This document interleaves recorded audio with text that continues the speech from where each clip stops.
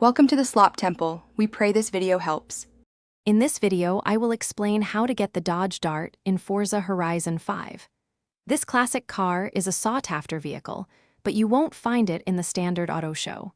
Instead, you'll need to use a few specific strategies to add it to your garage. Let's dive into the best ways to acquire this unique ride and enhance your collection.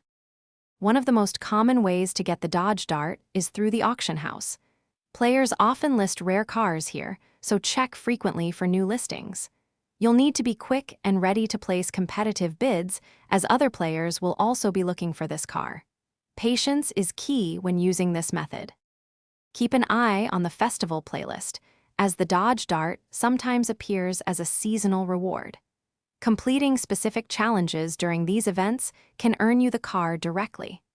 Additionally, the Forzathon shop occasionally features rare vehicles for a limited time, so make sure to check its inventory regularly using your Forzathon points. Another exciting way to acquire the Dodge Dart is through gift drops from other players.